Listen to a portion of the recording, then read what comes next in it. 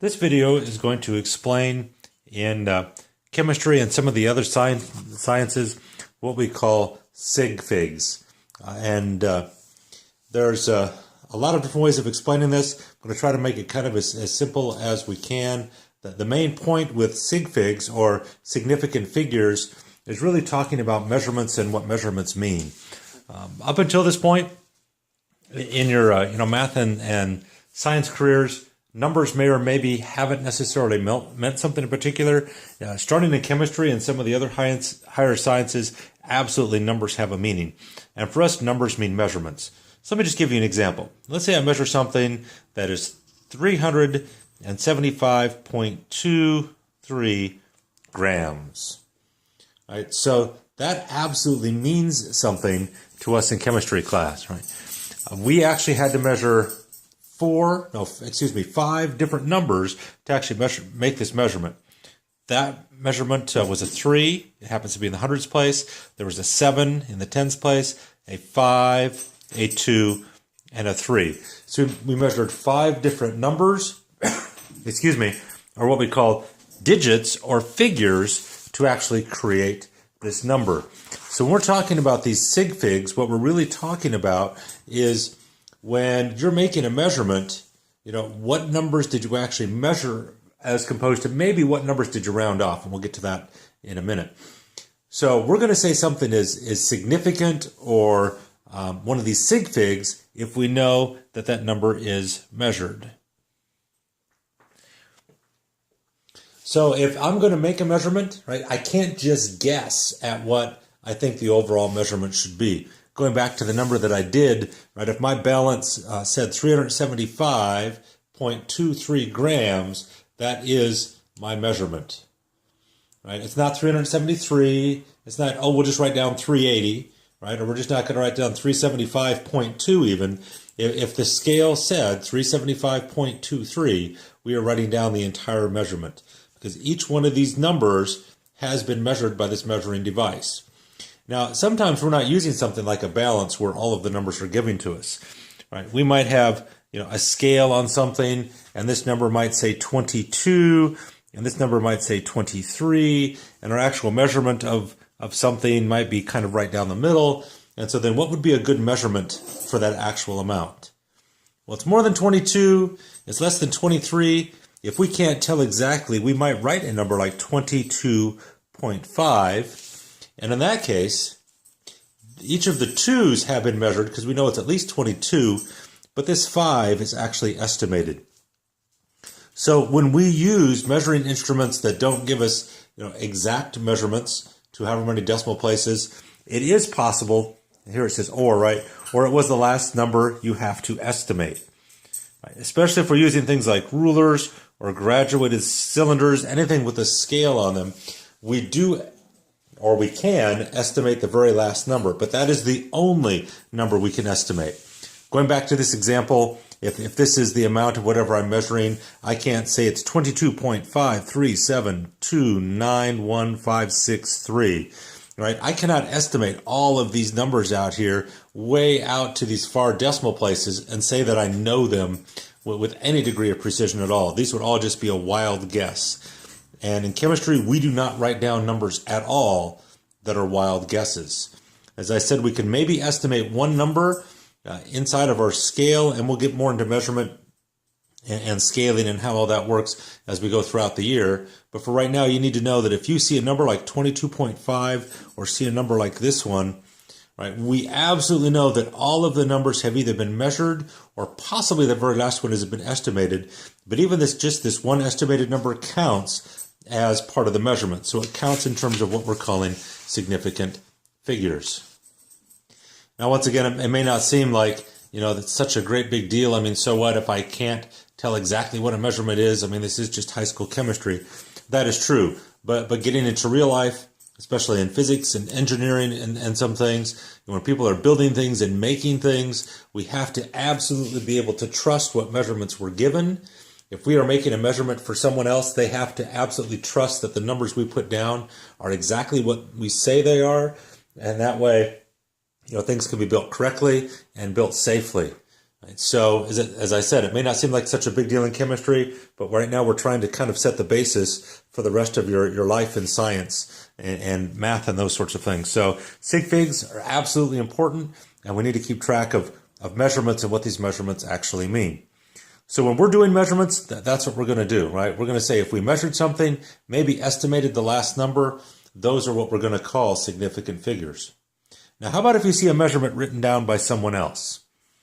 Right? If we see a measurement written down by someone else, we need to be able to tell how many of those numbers they actually measured, right? And once again, we can assume the very last number on the very far right might be estimated, but we're going to assume everything else has been measured exactly. So, what numbers have they measured and what numbers haven't they? So we're just going to kind of go through this list and fill it in, and hopefully by the time we get to the bottom, we'll do these examples plus a few more. Hopefully this is all going to make sense. So to begin with number 1, the digit is a sig fig, and once again that means it's been measured. We know it's actually real if it's any number or any digit 1 through 9, right? 1, 2, 3, 4, 5, 6, 7, 8, or 9. If we see those numbers written down in any decimal place, we know that they had to be measured. I mean, going back to this original measurement, right? The second number was a 7, right? That means we're going to assume when this balance said it was 375 that was a 7, right? If it was supposed to be an 8, we would have put an 8 there. If it was supposed to be a 2, we would have put a 2 there. But it said 7, so we're going to write down 7.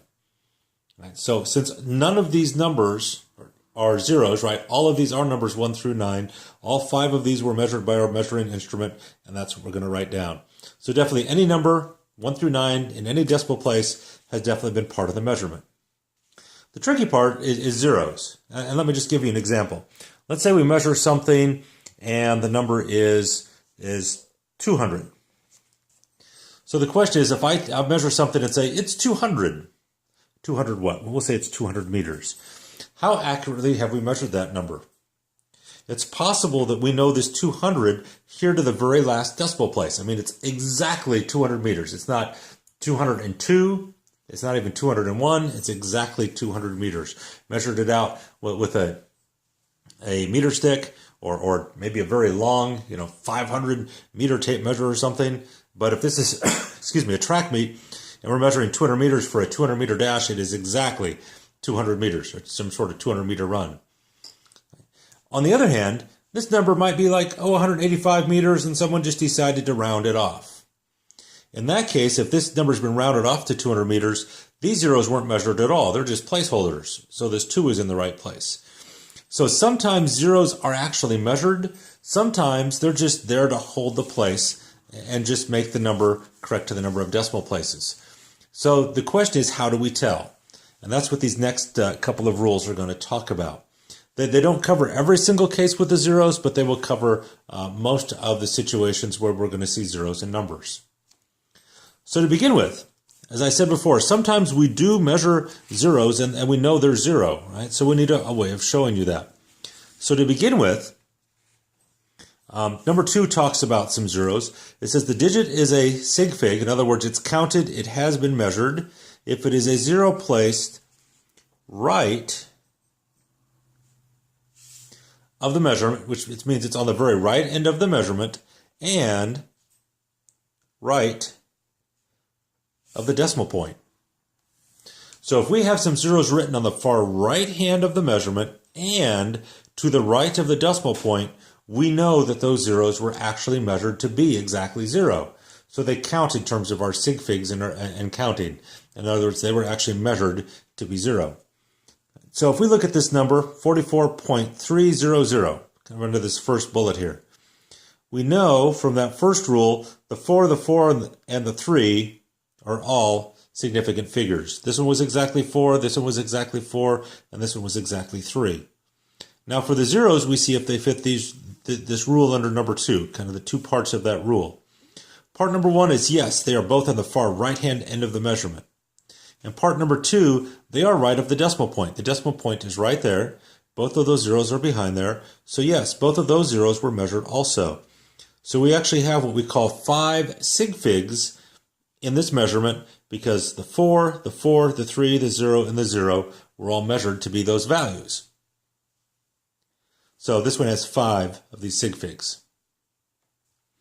The other two examples under the second bullet, 500 centimeters.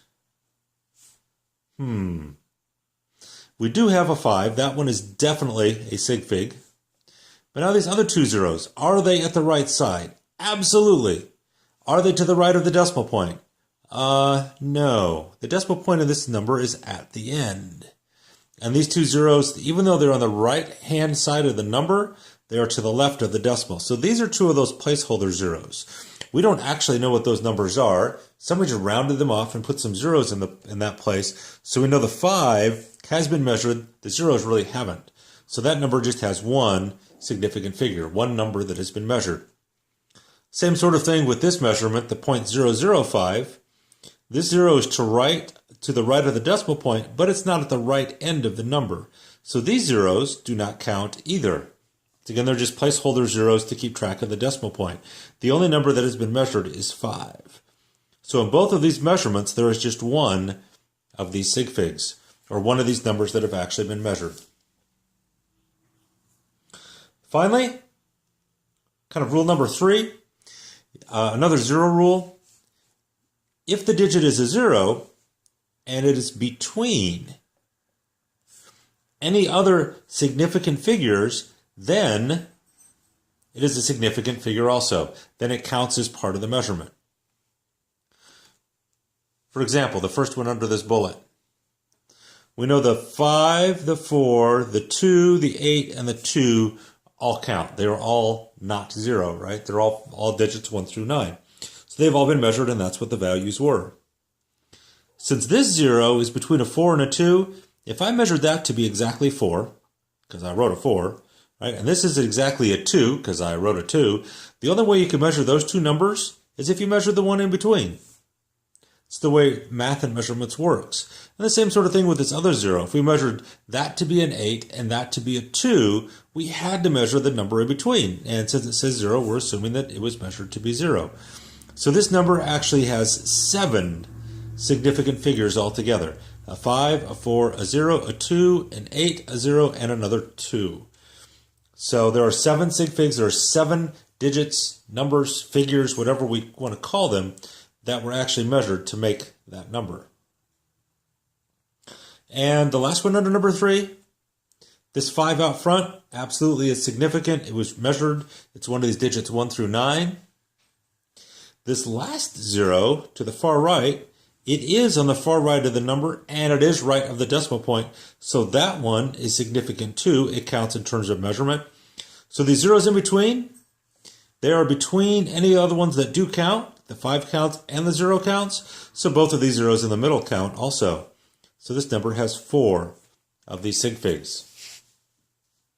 So looking at these sig figs then, once again, it's just a way of determining kind of the measurement of the number, how accurately it was measured, how many numbers were actually really used to create this measurement. And the main part of doing this then is figuring out, doing the math, how far would we round off answers using numbers such as these. So it works like this, and we're going to go back and look at the gas law worksheet and do several examples from there and see how these sig fig rules work. So the last part of this is how we actually do this with things like the gas law problems. How far do we round off our answer?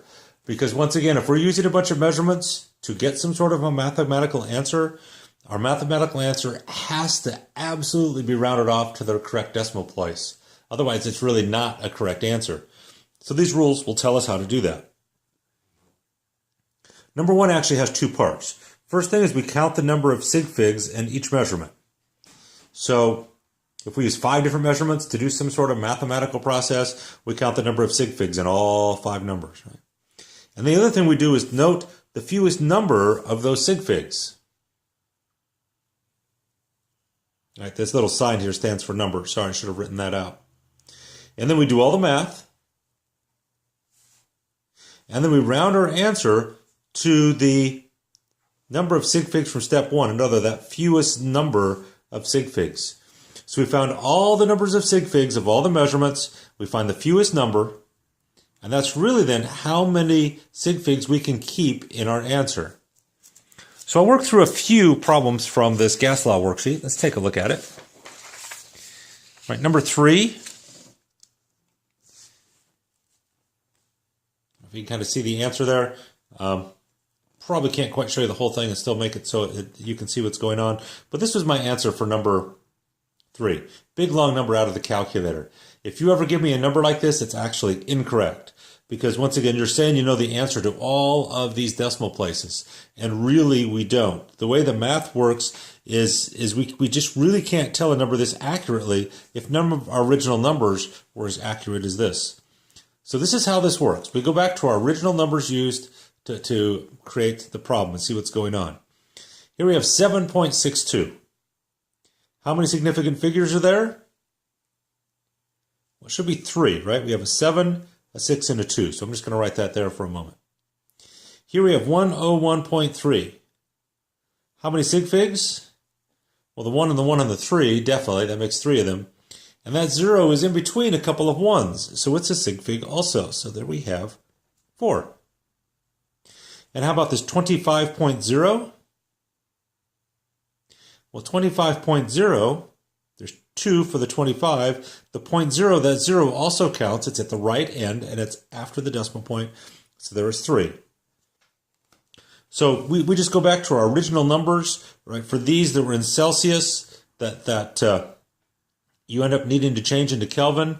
We just go back and we'll just use the original Celsius numbers, whatever they are, and count those sig figs. Right? And that's how we'll try to figure out what's going on in the answer. So we'll get to number 5 here in a moment, see what that one looks like.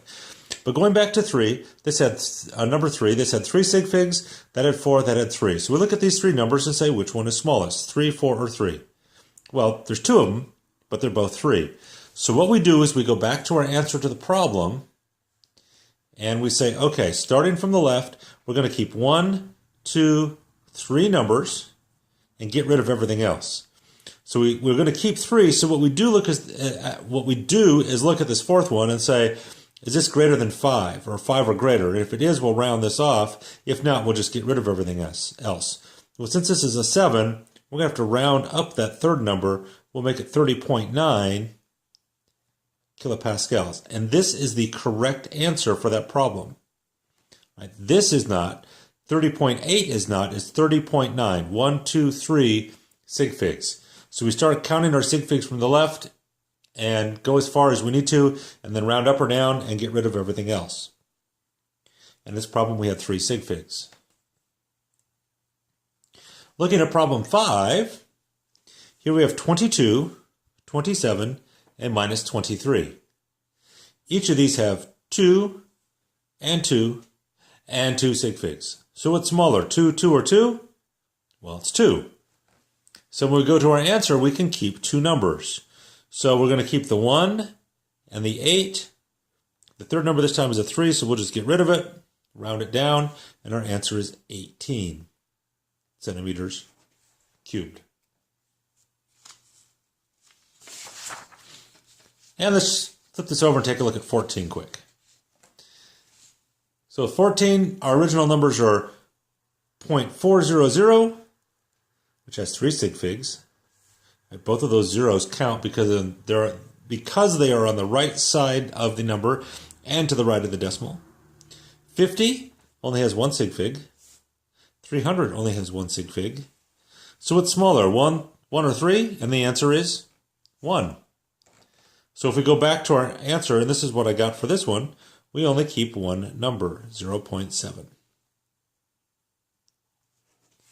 And that's rounding that off to the correct number of sig figs. So sig figs are important in terms of actually just looking at measurements all by themselves and trying to figure out how accurately or how precise were these numbers measured to begin with, and then using the rules that we have to count them and the rules that we have for calculations, we use sig figs to determine to what point our numbers should be rounded off. I believe that's probably enough to kind of get you started, along with some of the other things that we'll do in class. By all means, if you have any questions, there are other videos online that you can look at. But otherwise, thank you very much for watching.